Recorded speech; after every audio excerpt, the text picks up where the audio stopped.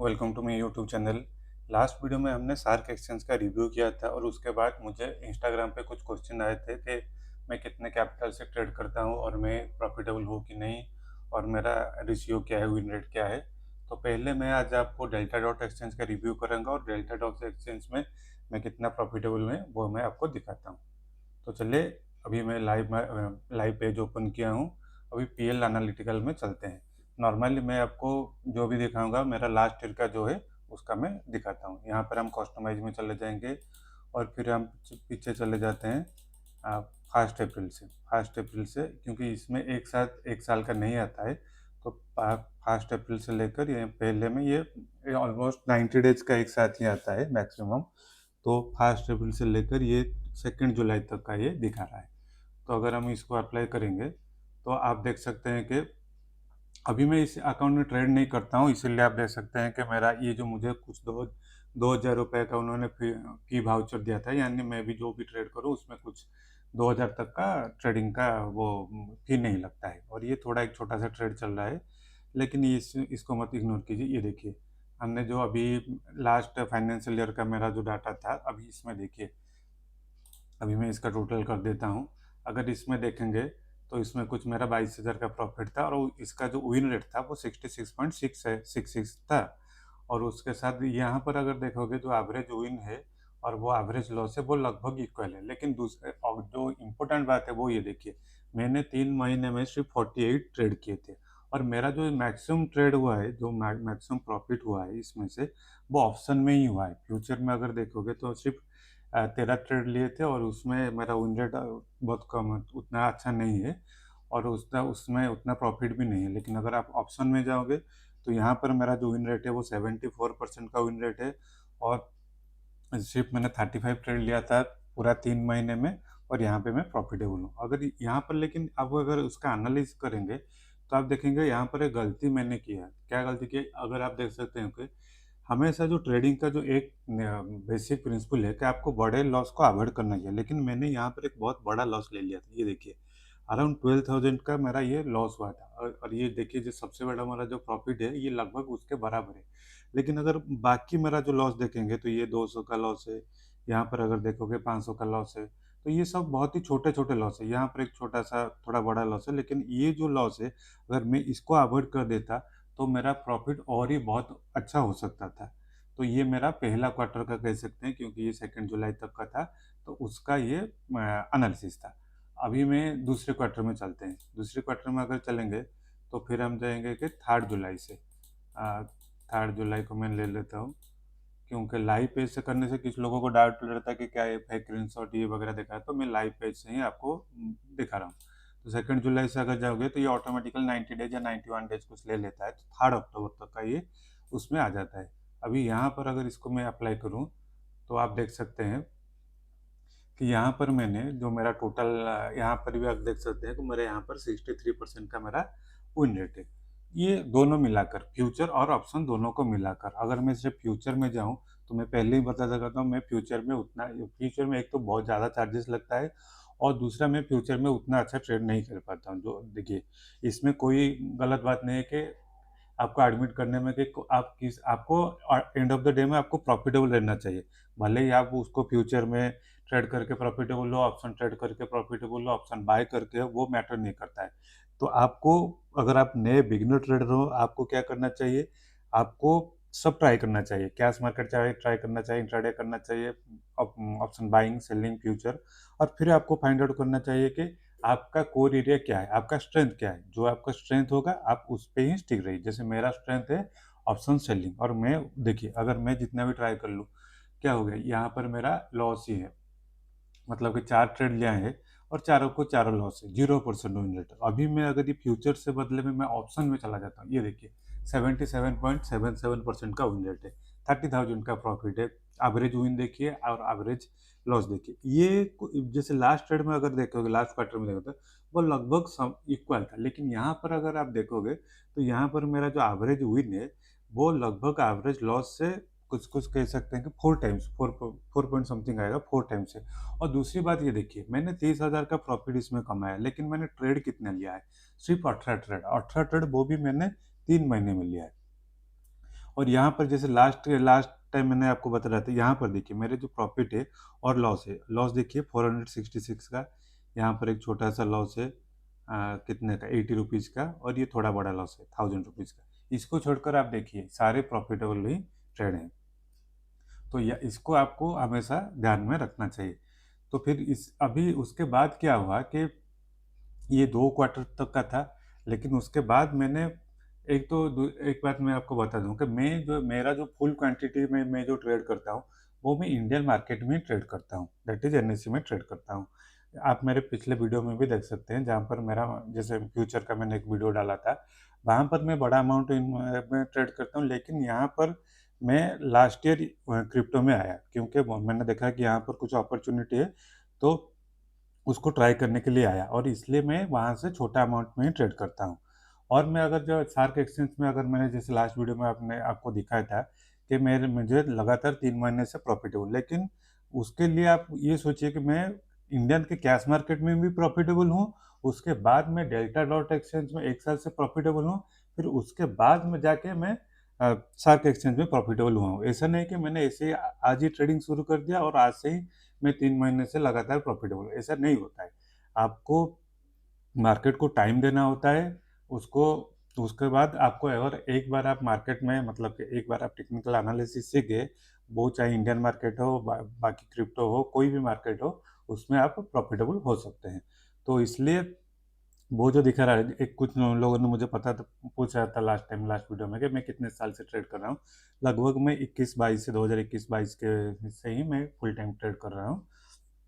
लेकिन क्रिप्टो में मैं लास्ट ईयर आया, और उसके बाद मैंने क्या किया कि क्योंकि इसमें क्रिप्टो में क्या क्या होता है कि आपको थोड़ा ज़्यादा टाइम स्पेंड करना पड़ता है। जैसे कि ये तो एक 24/7 चलता रहता है, और यहाँ पर इसका एक एडवांटेज है कि यहाँ पर आप बहुत ही छोटे अमाउंट से आप भी ट्रेड कर सकते हो, क्योंकि यहाँ पर बहुत ज़्यादा लिवरेज मिलता है, लेकिन वो तभी काम करेगा जब आप पहले से प्रॉफिटेबल हो। नहीं तो क्या होगा कि इसका मान मान लीजिए कि कोई इंडियन कैश मार्केट में प्रॉफिटेबल है, और वहाँ पर लिवरेज कम मिलता है, इसलिए वहाँ पर अगर किसी कोई 5 लाख डाल के कोई मतलब कि ट्रेड कर रहा है, तो वही चीज़ यहाँ पर 50,000 से भी हो सकता है। लेकिन ये तभी होगा जब आपको पहले ट्रेडिंग आनी चाहिए। तो अभी में हम क्या करेंगे, थोड़ा आगे चले जाएंगे। उसके बाद मैंने क्या किया कि मैंने इसमें ट्रेडिंग करना बंद कर दिया और इसको थोड़ा कम कर दिया, और मैं दूसरे जो स्टॉक मतलब के क्रिप्टो एक्सचेंज है उसको थोड़ा एक्सप्लोर करने लगा। जैसे हो गया कॉइन DCX हो गया, और बाकी सार्क एक्सचेंज हो गया, लेकिन मैं हर अकाउंट में थोड़ा थोड़ा ट्रेड करता रहता हूँ। तो अभी हम 3 अक्टूबर हो गया था, अभी 3 अक्टूबर के आगे हम चलते हैं। लेकिन मेरा जो पहला आपका मैंने जो ट्रेड दिखाया, वहाँ पर मैंने ज़्यादा ट्रेड किया था। तो 3 अक्टूबर के बाद 4 अक्टूबर पे चलते हैं, और फिर ये 4 जनवरी तक का इसमें आ गया। तो यहाँ पर अगर आप देखोगे, तो मैं नीचे चला जाता हूँ, यहाँ पर मेरा जो देख सकते हैं कि इसमें मेरा जो विन रेट है वो कम हो गया है, और इसमें जो ट्रेड मैंने सिर्फ 7 ट्रेड लिए है, वो भी दोनों फ्यूचर ऑप्शन मिलाकर। अगर इसको मैं अलग अलग कर देता हूँ, तो फ्यूचर में एक ट्रेड था, और फिर ऑप्शन में आप देखोगे, ऑप्शन में मैं आपको पहले से ही बता था, मैं हमेशा ही ऑप्शन से प्रॉफिटेबल रहा हूँ। तो ऑप्शन में देख सकते हैं कि कुछ 2000 का प्रॉफिटेबल था, लेकिन ये जो चीज़ है, ये 2000 हो गया, ये 1000 हो गया, ये 900 है, क्योंकि लास्ट टाइम मुझे एक आदमी पूछा था कि आप कितने कैपिटल से ट्रेड करते हो और आप कितना प्रॉफिट कमाते हो। एक बात याद रखिए, कभी भी ऐसा क्वेश्चन मत पूछिए। मैंने लाइफ में, अगर मैं सक्सेसफुल ट्रेडर बना हुआ, थोड़ा बहुत प्रॉफिटेबल ट्रेडर बना हूँ, तो मैंने कभी किसी से ये नहीं पूछा कि आप कितना प्रॉफिट करते हो, आपका कैपिटल क्या, उससे क्या फ़र्क पड़ता है। भाई मेरे पास अगर मान लीजिए कि 5,000, 10,000, 50,000 पैसा है, मैं क्रेडिट कार्ड से या फिर छोटा-मोटा लोन लेके कर रहा हूँ, तो किसके पास 5 करोड़ हो, 10 करोड़ हो, उससे क्या फ़र्क पड़ता है? मेरा लाइफ़ क्या चेंज हो जाए? मैं क्यों किसी से पूछूँ कि आपका कितना कैपिटल है, आप कितना प्रॉफ़िट करते हो? क्या उससे आपका चेंज हो गया? आपको क्वेश्चन आपसे पूछना चाहिए। अगर मैं कोई ट्रेड लिया, मेरा गलत हुआ, तो क्वेश्चन ये रहना चाहिए कि ये ट्रेड क्यों गलत हुआ? ये एनालिसिस क्यों गलत हुआ? क्योंकि देखिए, अगर ये रेट देखिए, मैंने आपको 3 क्वार्टर का देखा, हर क्वार्टर में देखिए 66% का रेट है। आप बड़े से बड़े प्रॉफिटेबल ट्रेडर देखेंगे, उनका इतना भी नहीं रहता, वो 30-40 का रहता है। रिस्क रिवार्ड के हिसाब से वो एडजस्ट हो जाता है।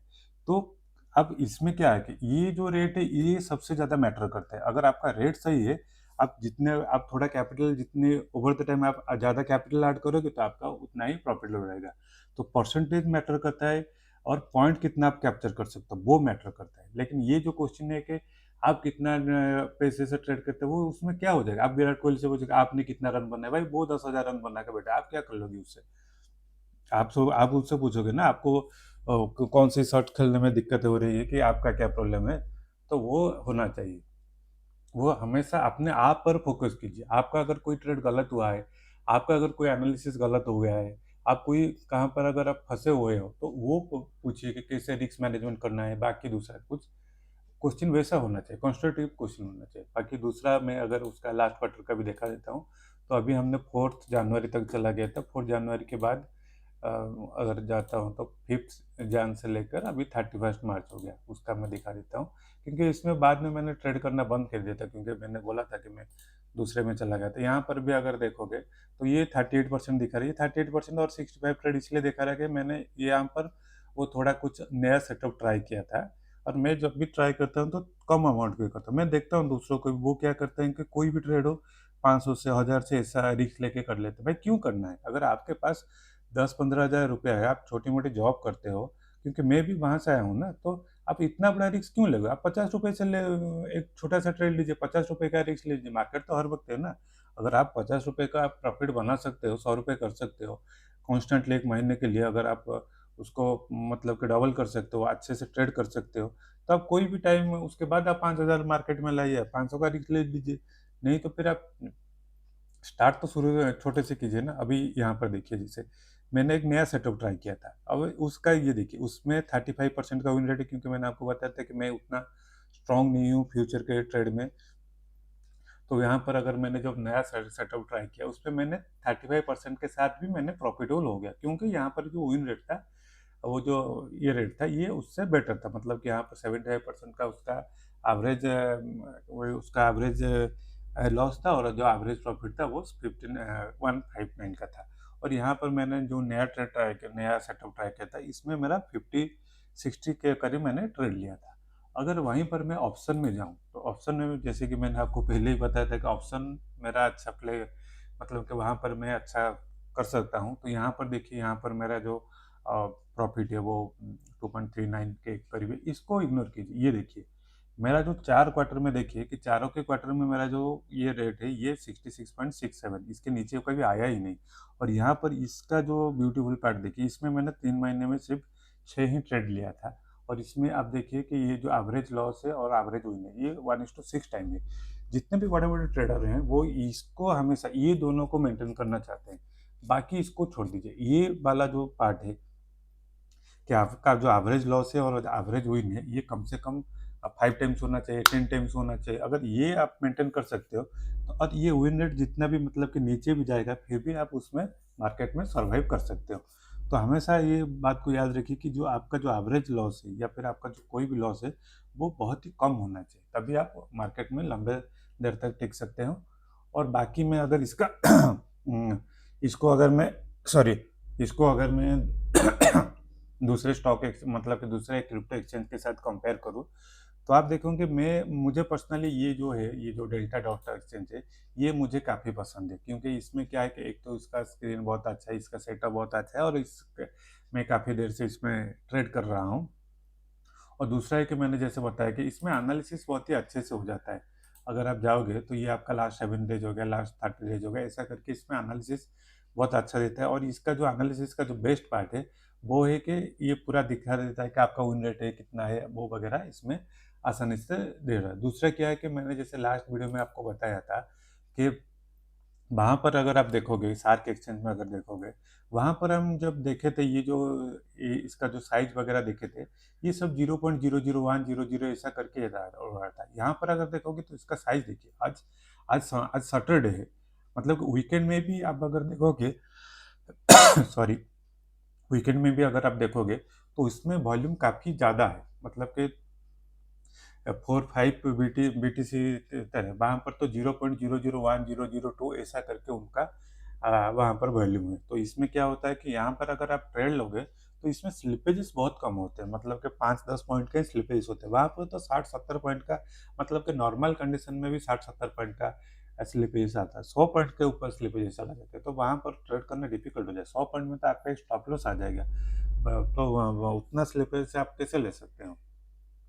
लेकिन दूसरी बात है कि यहाँ इसका एक ही मतलब कि वो कंप्लेन करते हैं इसमें चार्जेस बहुत ज़्यादा है, और थोड़ा-सा है कि ये थोड़ा लेवरेज ज़्यादा देता है, वहाँ पर 150 का लेवरेज, ये 200 का लेवरेज है, लेकिन उतना मैटर नहीं करता है, 100-150 का लेवरेज ही लॉस लगभग इक्वल रहता है।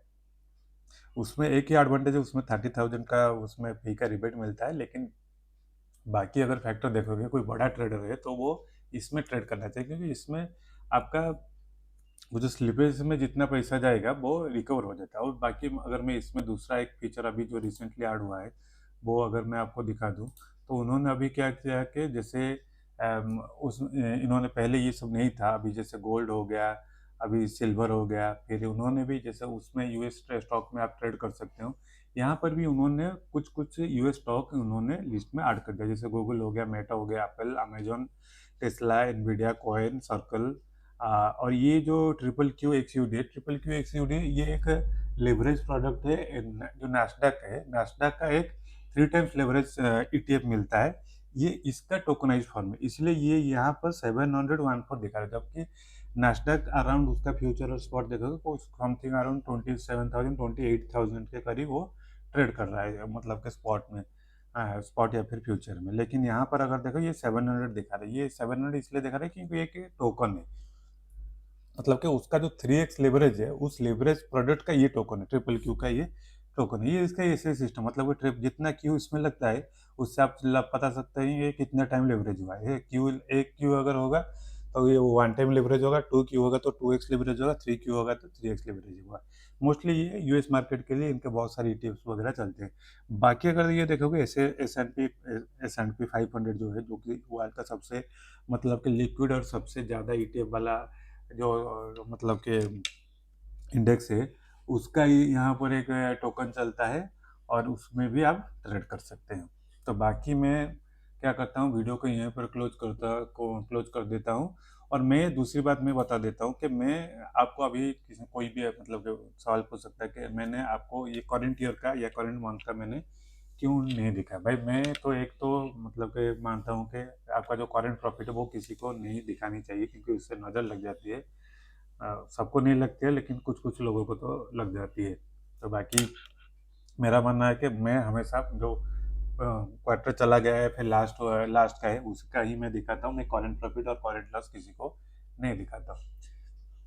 आगे अभी अगर ये क्वार्टर खत्म हो जाएगा तो फिर मैं आपको इस क्वार्टर का एनालिसिस करके दिखा दूंगा कि मेरा इस क्वार्टर में कितना प्रॉफिट, कितना लॉस हुआ है। बाकी मैं अभी क्या है कि मैं अभी सब ट्राई कर रहा हूँ कि ये डेल्टा डॉट एक्सचेंज हो गया, बाकी कॉइन डी हो गया, सार्क एक्सचेंज हो गया, ये तीनों को मैं ट्राई कर रहा हूँ। इसके साथ साथ मेरा जो मेन ट्रेड है वो इंडियन मार्केट में ही है। अभी उसमें दिक्कत है कि इंडियन मार्केट तो 3:30 बजे क्लोज हो जाता है, लेकिन ये जो सारे चीज़ है ये हर हर जगह मतलब हर वक्त ओपन रहता है, और वो मैनेज करना थोड़ा डिफिकल्ट भी हो जाता है, क्योंकि आप जैसे हो गया अभी गोल्ड हो गया, गोल्ड में भी काफ़ी मूवमेंट चल रहा है, जैसे यूएस ऑयल हो गया, मतलब कि ब्रेंट हो गया, उसमें भी काफ़ी मूवमेंट चल रहा है।